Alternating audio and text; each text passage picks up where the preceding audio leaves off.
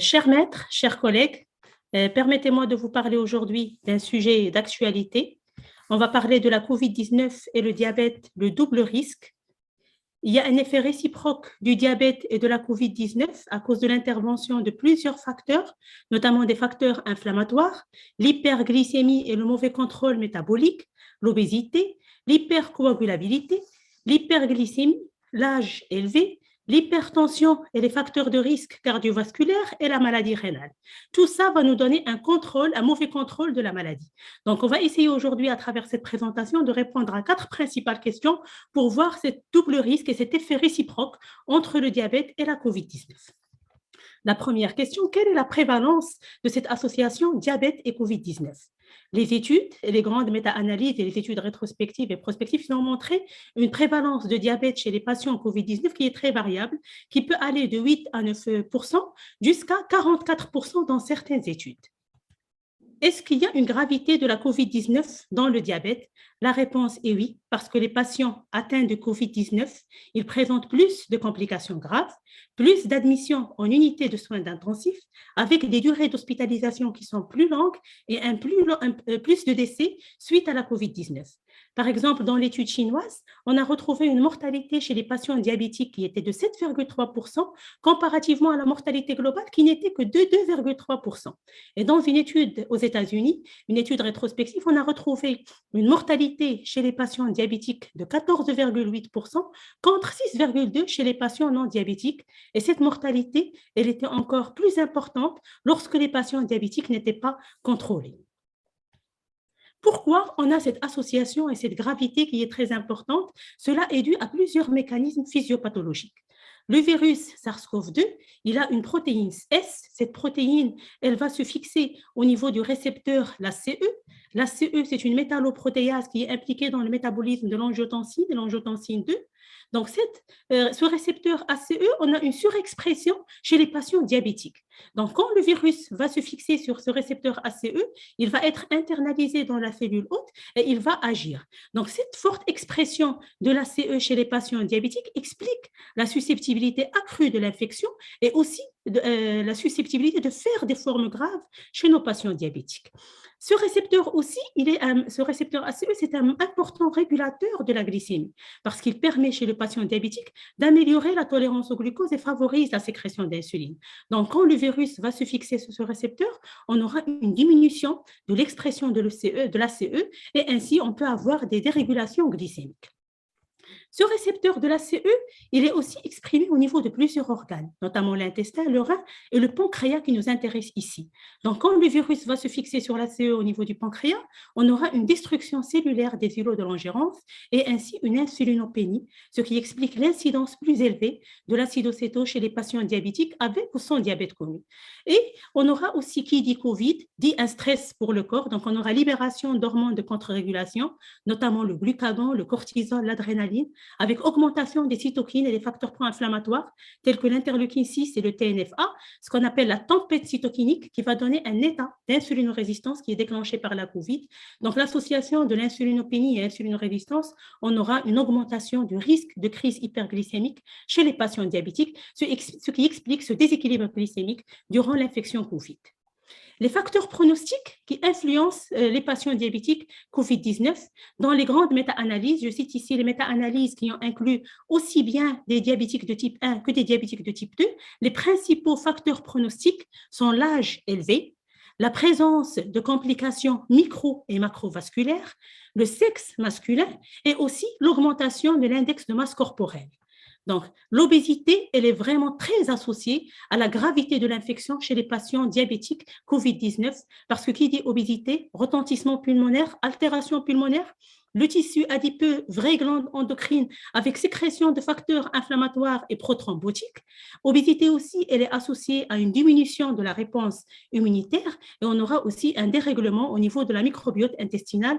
Tout ça va induire une aggravation de la forme COVID chez les patients diabétiques. Donc, à côté de ces facteurs, on retrouve aussi un facteur qui est très principal, c'est le déséquilibre glycémique. Et je cite ici les méta-analyses qui ont intéressé les diabétiques de type 1, et on retrouve une hémoglobine glyquée supérieure à 10% qui est associée de façon majeure à la gravité de l'infection, et ceci est valable aussi pour les diabétiques de type 2.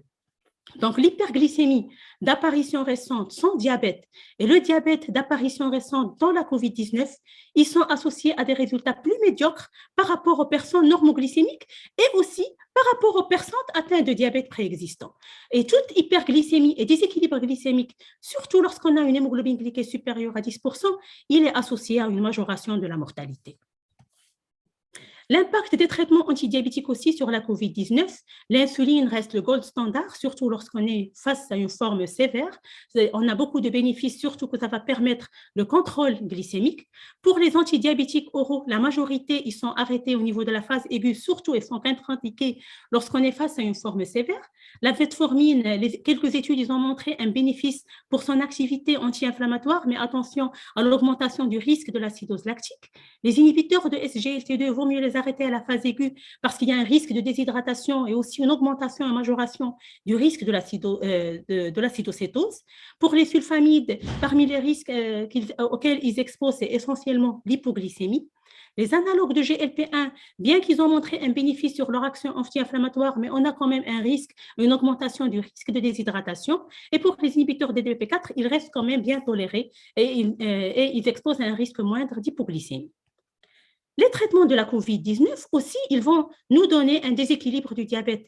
En tête de file, on retrouve les corticostéroïdes qui augmentent la glycémie, aussi les antiviraux qui vont donner une augmentation de la glycémie, des antiparasitaires, notamment l'ivermectine, qui peut donner éventuellement une baisse de la glycémie, et bien sûr l'hydrochloroxine qui est incriminée dans les hypoglycémies chez les patients diabétiques et en général.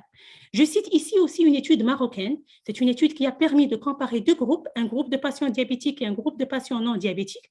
On a remarqué que les patients diabétiques, ils sont plus âgés, ils ont plus de complications macro-angiopathiques. Aussi, ils étaient plus symptomatiques par rapport au groupe non diabétique. On a une majoration des symptômes graves et des symptômes sérieux. Aussi, lorsqu'on a analysé les facteurs inflammatoires, il y avait plus d'inflammation chez les patients diabétiques parce qu'il y a aussi l'obésité qui est responsable de cette inflammation.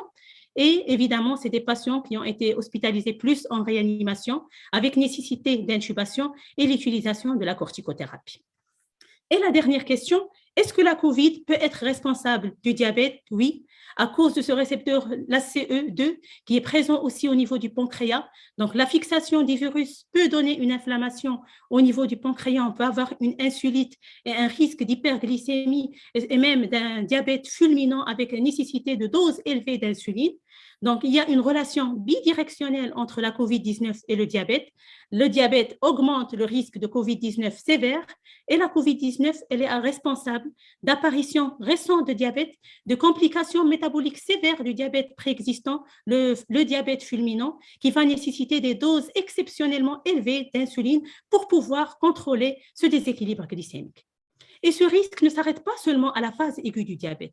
Cette méta-analyse, cette étude de cohorte, qui a permis de voir aussi l'incidence et l'apparition du diabète chez les patients qui ont développé un COVID lent. On a comparé deux groupes, des patients qui ont fait une infection COVID et des patients qui n'ont pas fait d'infection COVID. On les a suivis pendant une année et on a remarqué une augmentation de la survenue du diabète et de l'utilisation de traitements anti-hyperglycémiants chez les patients qui ont fait une infection COVID. Et cette augmentation, elle est encore plus importante lorsque les patients ont été hospitalisés et essentiellement hospitalisés en soins intensifs. Donc, cette augmentation, elle est corrélée au risque des formes sévères. Plus on fait un COVID sévère, mais on est à risque de développer un diabète ultérieurement si on fait un COVID lent.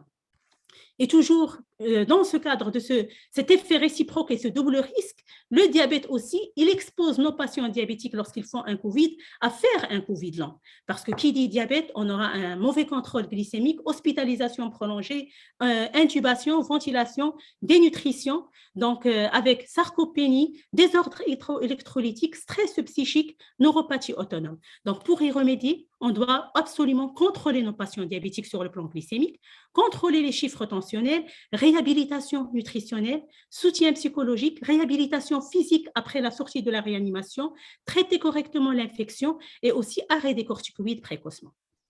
Donc, pour conclure, le diabète et la COVID, c'est l'association qui va donner des infections sévères et notamment un décès suite à plusieurs facteurs, les comorbidités, l'obésité en chef de file, les complications métaboliques microvasculaires et les maladies rénales, l'implication des traitements et le mauvais contrôle glycémique. C'est pour cela qu'on insiste sur l'intérêt du contrôle des patients avant l'admission, durant l'hospitalisation et à la fin.